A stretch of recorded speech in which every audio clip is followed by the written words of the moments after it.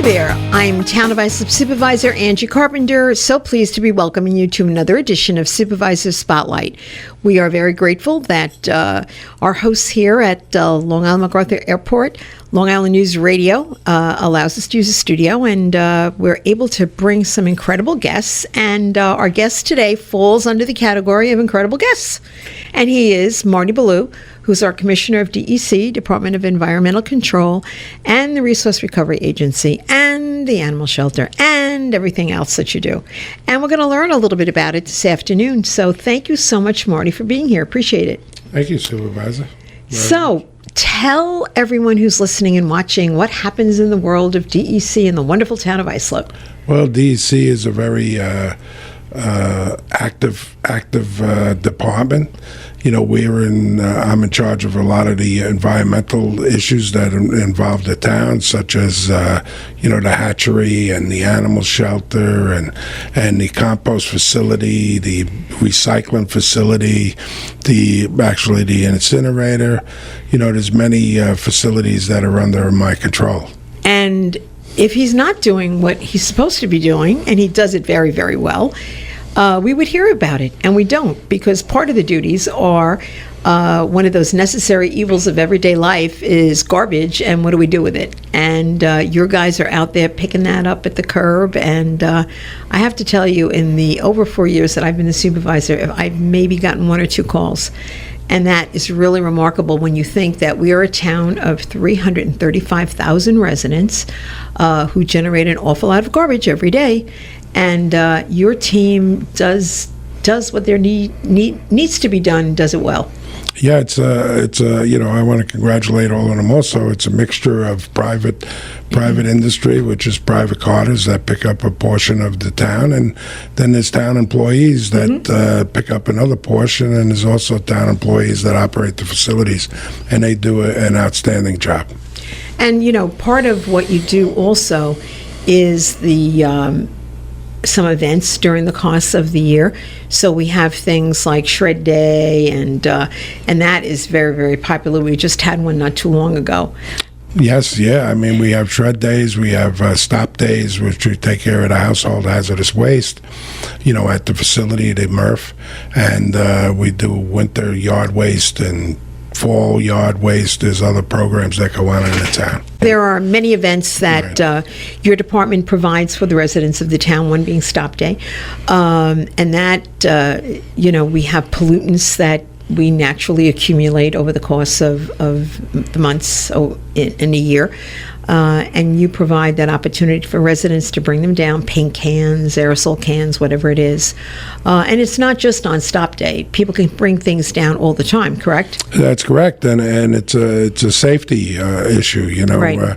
We would rather them to come down and properly dispose of these items rather than, some other means that might be subject one of the employees to some, undue harm. Right. So you don't want to put them in the can that goes out to the curb. Correct.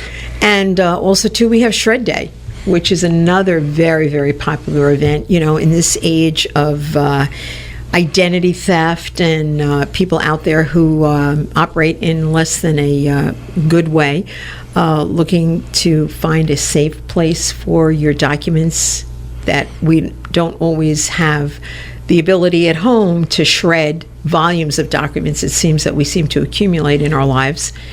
Your department provides that. Every year that increases, and we've already made plans that next year we're going to even increase it further because of the amount of citizens that showed up for the day. And it's a real service we're providing for our residents, and we do it at the recycling facility in Sayville. And the beauty of that is that regardless of what the rain, whether it's a rainy day or not, we don't have to be concerned about the weather. It's at the facility. You just drive in, whether it's 90 degrees and the sun's really hot or it's pouring rain, you can just open your trunk and the employees there assist getting everything out, and you can see it actually being shred right there. Yeah, and our employees, they look forward to it, and they're more than helpful for all of the people that show up, all the residents of the town. It's part of what we really need to do to encourage being a good steward of our environment.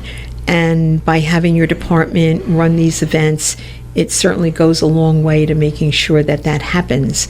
And because of the things that we've done in the town, we recently, with your efforts and the people in the department, have gotten the designation of a Clean Cities community, which I think is absolutely incredible, from NYSERDA.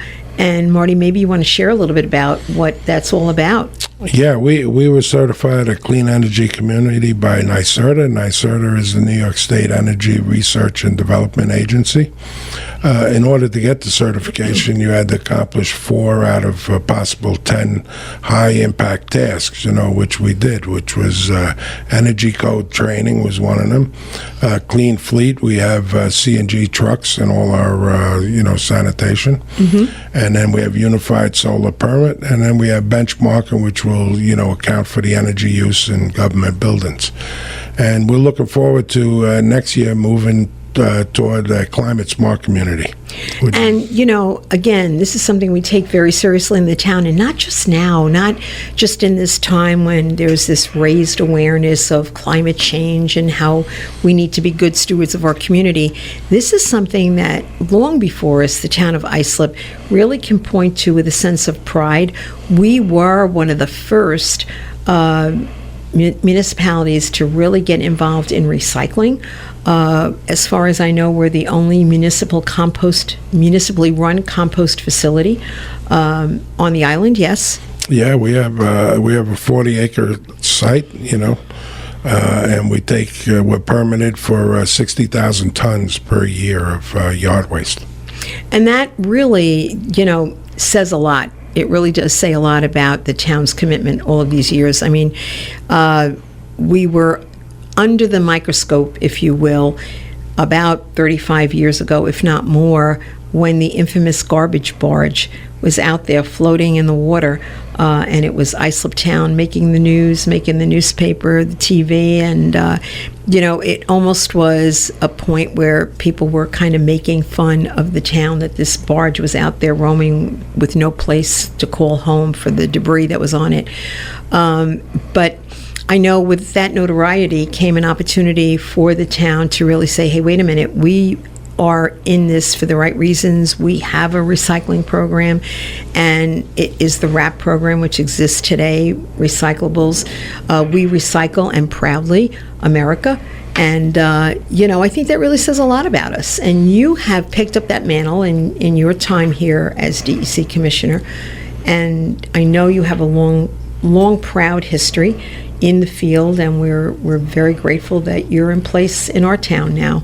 Well, thank you. I mean, and maybe I should point out is it's actually coincidental, but my first introduction to the town of Islip was I was responsible to unload that barge, the Mobro, that went around to various locations. I got to unload it at Southwest MTS in New York City.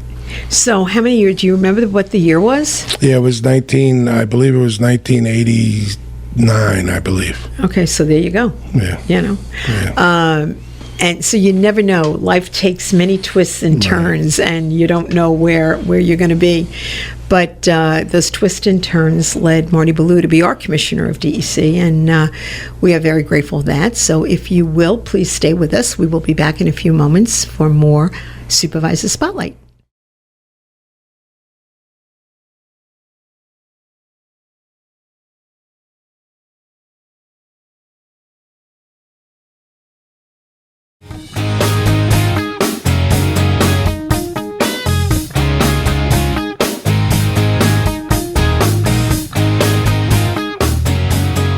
Hi, this is Town of Islip Supervisor Angie Carpenter welcoming you back to Supervisor Spotlight here in the studios at Long Island MacArthur Airport. We need to get that plug in for our wonderful airport here.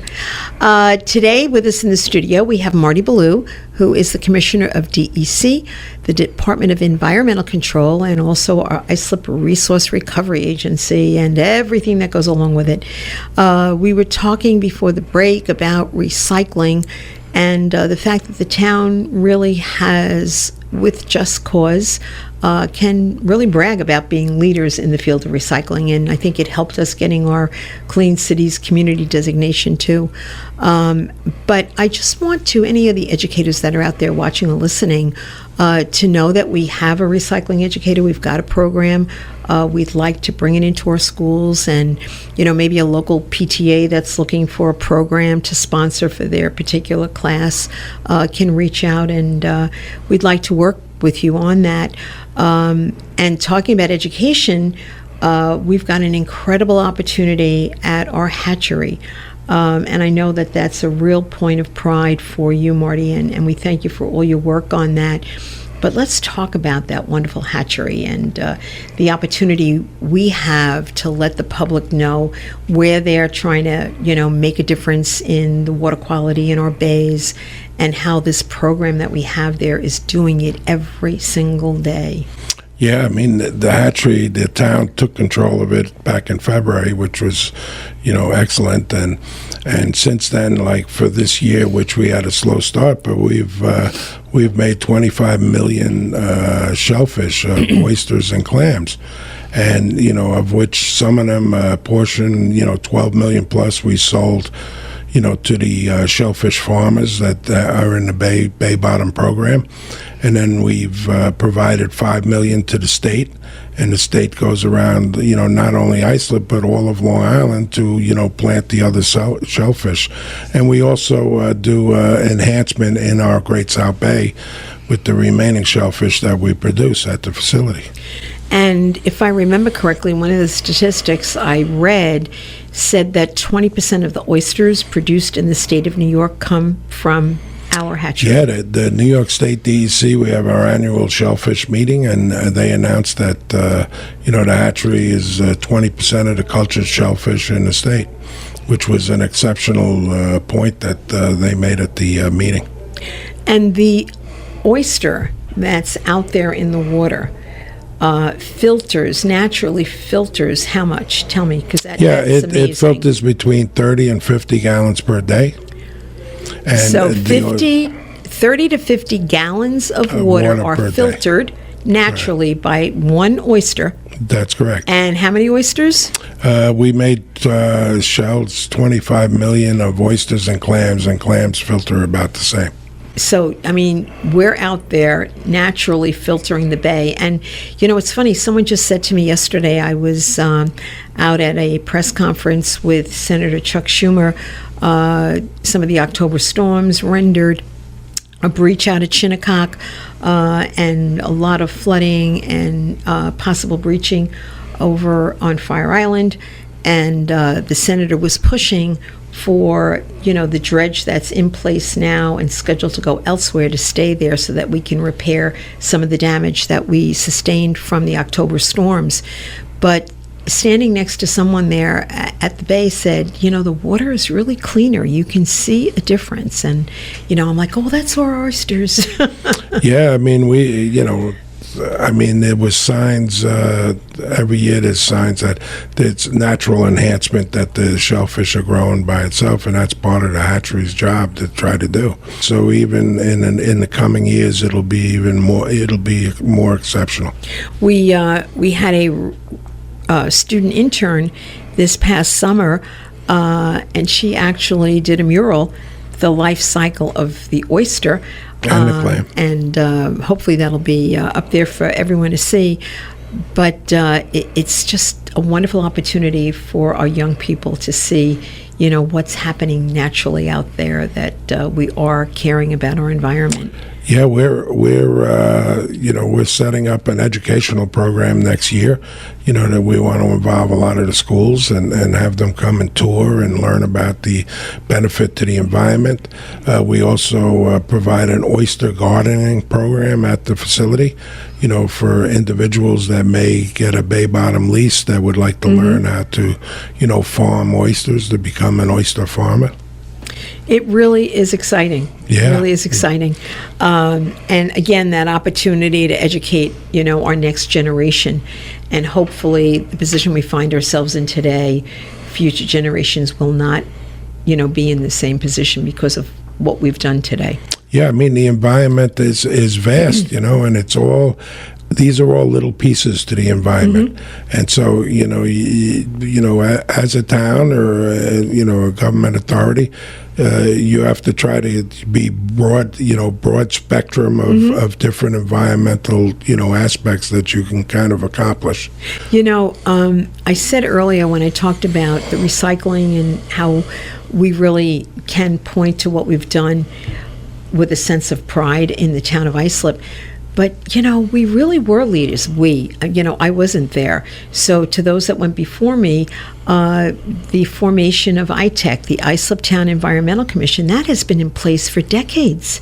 Where we have people from the community who serve on our environmental commission, including a student member, and talk on a regular basis about the environment and what kind of initiatives we can employ in the town of Islip to kind of make it better. So before this was, a buzzword, the town was doing it. Yeah, absolutely. I mean, I've met with ITEC several times. One of the programs I started, since I've been here is oyster shells from SeaTuck. They collected from the local restaurants, and we put it in a compost facility, and we treat it and turn it, and we'll put it back into the bay, for calcium. And, it's a good program. It's another environmental aspect to the whole puzzle.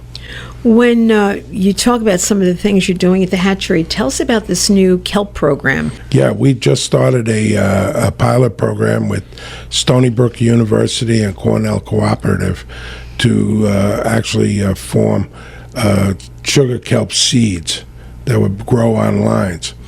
And this would be, you could stretch the line from, a stake from one stake to the other, and this would grow sugar kelp that would be above the oysters that are growing on the bottom. So for all our farmers, it's another revenue stream for them.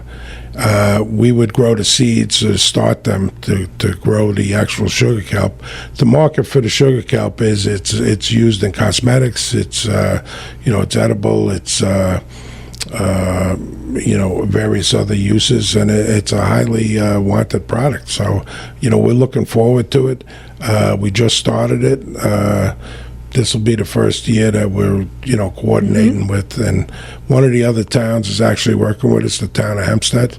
So it's like a joint effort we're trying to do, and, we're all got our fingers crossed that this is going to be a complete success. Oh, I have no doubt that it will. Right. And, you said working with the other towns. We're also, I had a conversation not too long ago with the supervisor of the town of East Hampton, and I told him that we're doing the harvesting much more than they had anticipated, but that we're here to help, and we want to work regionally on the issue with the other townships and certainly the county.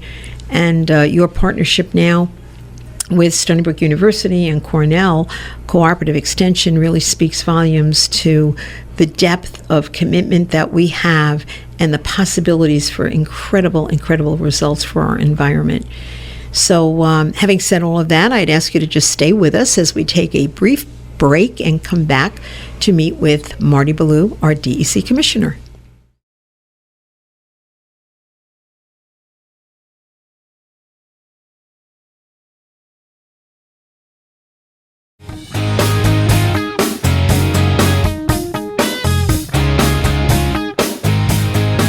Hi, this is Angie Carpenter, Town of Islip Supervisor, welcoming you back to Supervisor Spotlight. We are here in the studios of Long Island News Radio at Long Island MacArthur Airport, where planes are flying in and out. And with us today, we have Marty Bellew, who's the Commissioner of DEC and the Islip Resource Recovery Agency at the Town of Islip, and talking about garbage and oysters and all kinds of great things. And Marty, your knowledge is incredible. I would like to discuss a little bit, you hear people talking about landfills, and landfills have to close, and what's going on with the landfills. I know some of the towns are having some issues, but where are we with that? with the landfills that we have in the town? Well, right now we have one landfill, which is Blydenburg Construction and Demolition Landfill. You know, it's open and we operate it.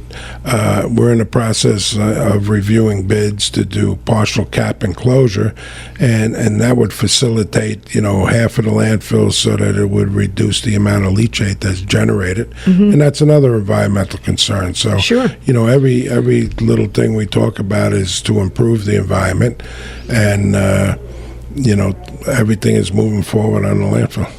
Now, when we talk about our landfills, they're serving a dual purpose. Do we not have some solar panels on the landfill? Yeah, we have some. We have one landfill, Lincoln Avenue, that's closed and capped. That's a previous landfill, and that has you know, a solar farm on the landfill that generates 3 megawatts, and it's roughly about 8,000 panels.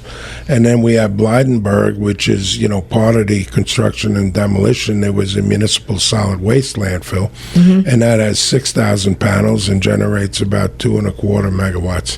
So we've been fortunate to have these solar farms, and it's another environmental aspect. So with the amount of megawatts that is generated, can you, for those that are watching and listening, translate that into something they can identify? Yeah, I mean, off the top of my head, I don't think I would want to give the wrong number. So I put you on the spot. Yeah, And I apologize for that. Yeah. I mean, actually, We'll have that information for you. I did know it, but I don't want to give the I did too. this number. Yeah, So you're not the only one that yeah. forgot. But anyway, it is generating electricity. It Right. saves us money. You know, it protects the environment. All of those good things that is happening because of those efforts. You know, we talk about everything that you have to touch in any given day as part of your responsibilities, and one of them that we can't forget about is the animal shelter.